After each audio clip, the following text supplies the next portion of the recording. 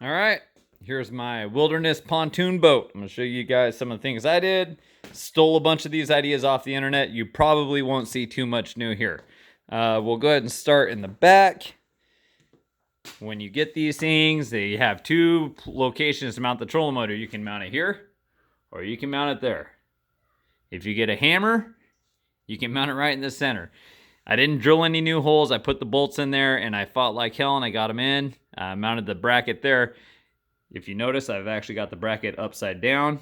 The reason I did that was because for this Minn Kota 55-pound thrust trolling motor, I hooked a chain to two springs to the back of the seat, and that is my steering. I've seen the bungee cord thing. I tried the bungee cord thing. The bungee cord thing did not work for me.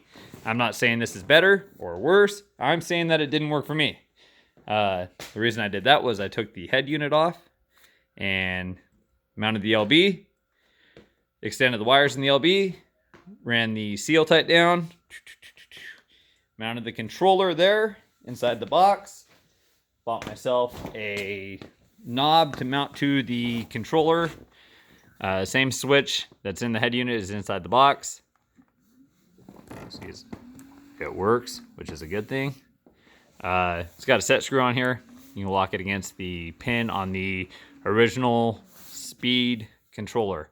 While we're here, I bought the 12-inch riser and I ended up cutting it down.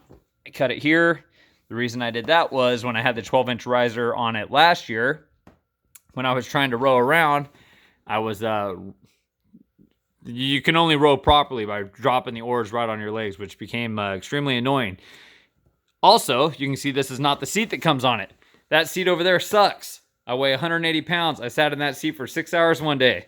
I didn't walk right. I'm still not walking right. Best thing I did to this boat was get rid of that seat over there. This one was on the bass boat. I've got another pontoon boat I just picked up yesterday, and the first thing I'm gonna do is get another one of those seats, another one of these seats. And that one, if you want it, let me know. You can have it. That thing sucks.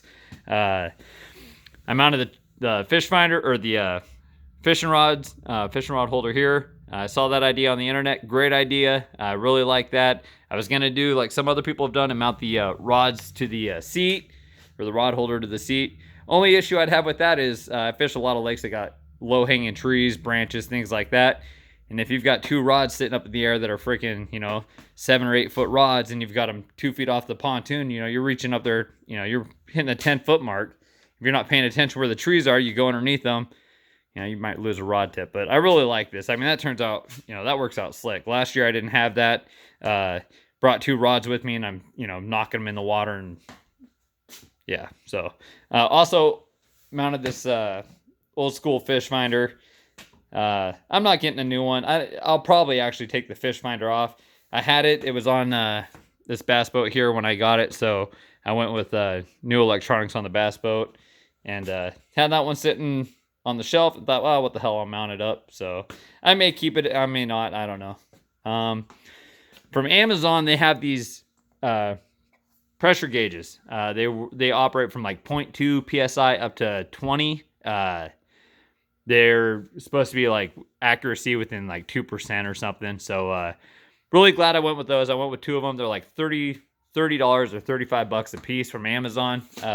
Cool thing about them, reason I really like them, I inflated my pontoons this morning just to what I ran them last year. I was doing the whole do it by feel, and so I checked it after I filled them to what I thought was accurate, and I was at like 1.75 psi, and they're supposed to be at 2.5. So I was not super concerned about it, but I was underinflating them. So that pretty much covers everything. I have not taken it out with the with this chain drive. This is something I just done in the last week, so you can see the idea behind it. Swivel the seat, swivels the freaking motor. So, like I said, the bungee cord thing didn't work out for me. I tried it, and tried it a couple different ways, and I tried bigger bungee cords, smaller ones. This just worked out really slick. And I'm here in Washington. The chain will probably rust, and I'll probably end up going with something else. I thought about maybe doing a belt drive type deal. a bunch of different things you can do, but that's what I came up with, and it seems like it's gonna work pretty good. So I have to do an update video if I ever take it out, or when I take it out. I'm obviously gonna take it out, but yeah, works out really, really good. Really happy with it. Really love fishing out of these. You know, a lot of the smaller lakes, I can't have a gas-powered motor on it. You know, it can't even be on the boat. If it's mounted on the boat, you can't take it out on the lake. So for those lakes, I've got this guy. It works out really, really good. Really happy with it.